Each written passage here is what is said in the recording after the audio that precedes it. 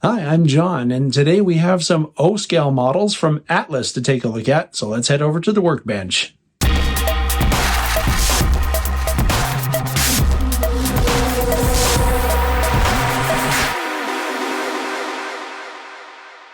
All right, so here's what we're looking at today.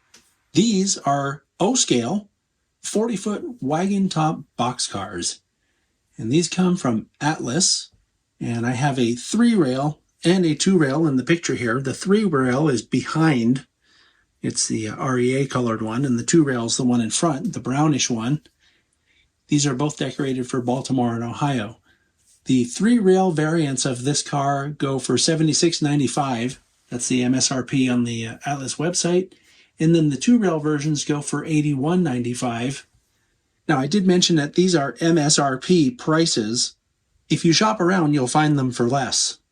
According to the Atlas website, the minimum radius for the 3-rail is something called 031, and the minimum radius for the 2-rail is 36 inches. Now, these come in a bunch of different road names and road numbers, so as always, your best bet is to go to the Atlas website and see if they have what you're looking for. Now, we are going to look at both of these in full detail, but before I get started, I just wanted to point out, since I have a great opportunity to do it, how the 2-rail version differs from the 3-rail version. The first and most obvious thing, if you're looking at these, is you'll see that they have much different couplers. The 3-rail has a big, fat, out-of-scale coupler, and the 2-rail version has a more to-scale coupler. And then the next thing you'll notice is if you look at the wheels, the 3-rail wheels are more pizza cutter-like, whereas the 2-rail wheels are more to scale. So just something to know if you're looking at these like at a train show or something like that, and you're not sure if you're looking at a 3-rail or a 2-rail version, look at the wheels and also look at the couplers. All right, so here we go with the 2-rail version first. The writing is all legible. Don't even need magnification necessarily. I do have my reading glasses on, so I'm able to see it. It looks like something scraped off part of the lettering here. Not sure what's going on with that. But other than that small imperfection right there, this thing's perfect. You can also see that it has individually applied wire grabs for detail. Also this ladder here is a separately applied part. The brake end of this model sports all kinds of really nice looking detail. All of these grabs are separately applied thin wire grabs. It has a brake hose over here tucked in behind the coupler. You can see this is a body mounted knuckle coupler. And then the ladder also separately applied, as well as all of the brake wheel and the associated detail that goes with the brake wheel. And I wanted to show you this side of the brake end as well, just so that you can see that the air hose detail is in fact there. Looks really good.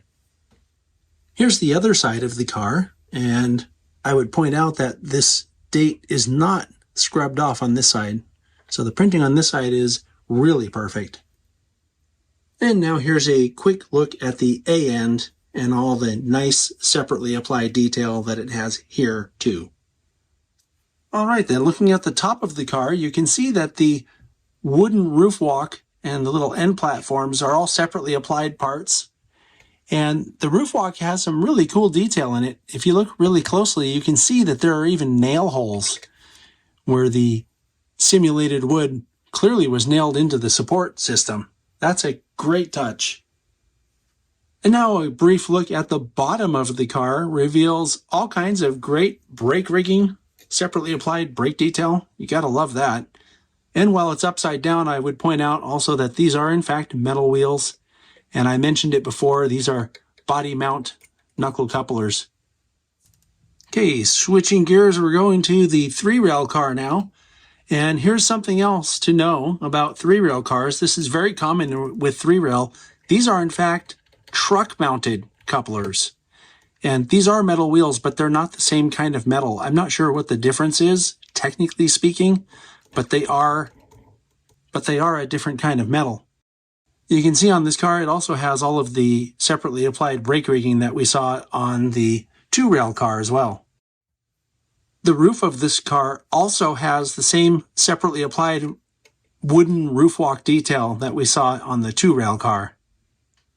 Here's a look at the A end of the car, and despite the fact that this is a three-rail model, it still has all the same separately applied detail like what we saw on the two-rail car. And here's a look at the broad side of the car. I do want to mention that door does not open. It looks like it should slide, but it doesn't open. It's a molded door. And I'm only mentioning that because I'm sure someone watching is wondering, oh, well, do the doors open? The answer to the question is no, they do not open. And finally, here's the brake end of the three-rail model. You can see, again, it has all that separately applied detail, including the separately applied brake wheel and chain detail that we saw on the two-rail model. I've decided now, if I ever win the lottery, I'm going to have a big O-scale layout because the size, the weight, the amount of detail that can be added to O-scale models is just really appealing to me. These are some really nice models from Atlas, and whether you're in the three-rail game or the two-rail game, I think you have a winner here. So good job, Atlas. I'll see you next time.